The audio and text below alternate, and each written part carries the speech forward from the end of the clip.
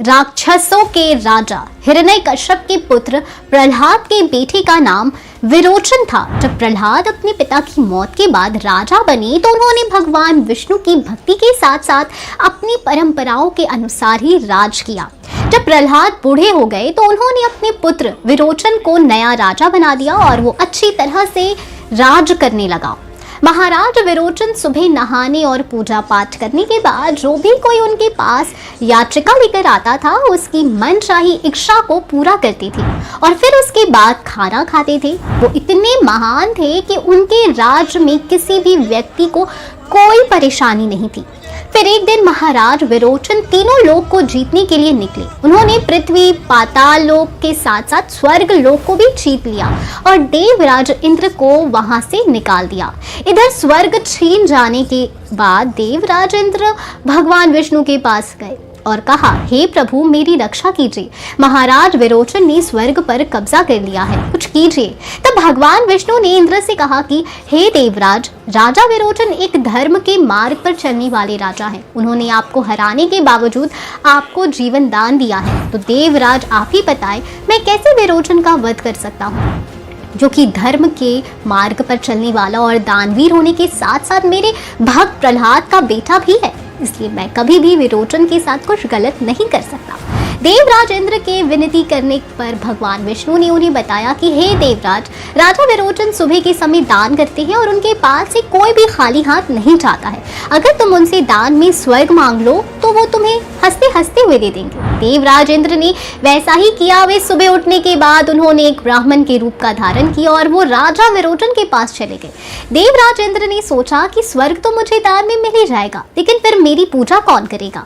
सब लोग दान में मिला स्वर्ग कहकर मेरा मजाक उड़ाएंगे। इसलिए देवराज इंद्र ने सोचा क्यों ना मैं स्वर्ग को दान में ना मांगकर राजा विरोचन से उनकी मौत मांग लूं। इसके बाद ब्राह्मण के रूप में देवराज इंद्र ने राजा विरोचन से कहा, मैं आपसे कुछ मांगूंगा, लेकिन पहले आप वादा कीजिए कि आप उसे पूरा करेंगे। तब महाराज विरोचन ने हंसते हुए वादा किया और कहा, आपको जो मांगना है मांगो, मैं आपको दूंगा।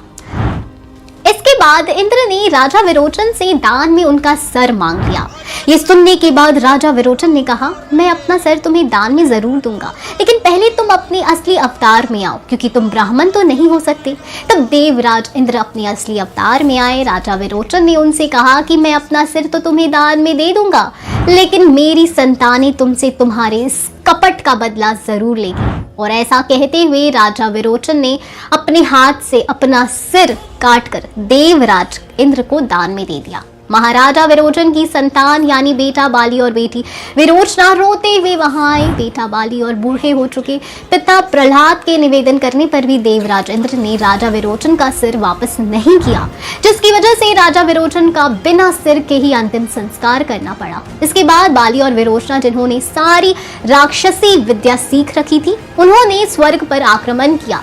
विरोचना ने सभी देवताओं पर नाग बाण से हमला कर दिया और भाई बलि ने पिता का सिर लेकर युद्ध को रोक दिया। लेकिन विरोचना सभी देवताओं को मारने का मन बना चुकी थी। देव माता अदिति विरोचना से अपने पुत्र को छोड़ने के निवेदन कर रही थी, लेकिन विरोचना ने उनकी एक न सुनी, जिसके बाद देव माता अदिति ने भगवान विष्णु को याद किया और भगवान विष्णु वहां पर प्रकट हो गए। भगवान विष्णु ने विरोचना से सभी देवताओं को छोड़ने का निवेदन किया, लेकिन अभिमान में आकर विरोचना ने भगवान विष्णु को ही उल्टा सीधा बोल दिया और उनका अपमान किया। तब बाद में भगवान विष्णु ने गरुड़ को याद किया, जिसके बाद हजारों गरुड़ एक साथ वहां पर आए और एक एक कर सारे नागों को खा गए और देवताओं की जान बच गई। राजकुमारी विरोचना अपने पिता की मौत से गुस्सा थी और वो बदला लेना चाहती थी, इसलिए वो गरुड़ सेना पर हमला करने लगती है और अपनी तलवार से उनके पंख काटने लगती है। इसके बाद सारे गरुड़ अकेले राजकुमारी विरोचना पर टूट पड़े और उनकी चोंच से मारने लगे। कई सारे गरुड़ों के प्रहार से विरोचना के एक भंग के हो गए, दांतें टेढ़े मेढ़े हो गए और उसका चेहरा भयानक हो गया। सारे गरुड़ ने विरोचना की पीठ नोच दी थी, जिस वजह से उसकी पीठ में घाव हो गया जो सूजकर कुबड़ की तरह हो गया। देवता और दानवों का युद्ध खत्म हो चुका था।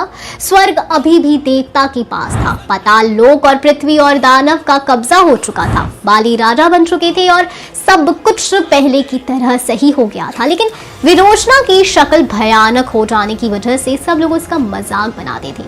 अपनी इस दुर्दशा के लिए वो भगवान विष्णु को दोषी मानती थी और उन्हें हर समय कोसती रहती थी।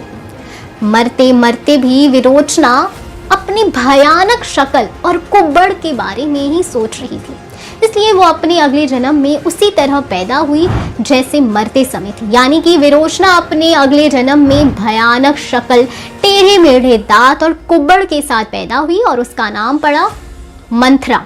और इसी कारण से मंथरा भगवान विष्णु के अवतार श्री राम से इतनी ज्यादा चिढ़ती थी। तो एक ऐसी ही कहानी आपको आदि पुरुष में देखने को मिल सकती है। तो आप कितने एक्साइटेड है आदि पुरुष के लिए, बताएं हमें कमेंट सेक्शन में। हम फिर मिलेंगे एक नई वीडियो के साथ। तब तक खुश रहिए एंड सेफ रहें। Thank you.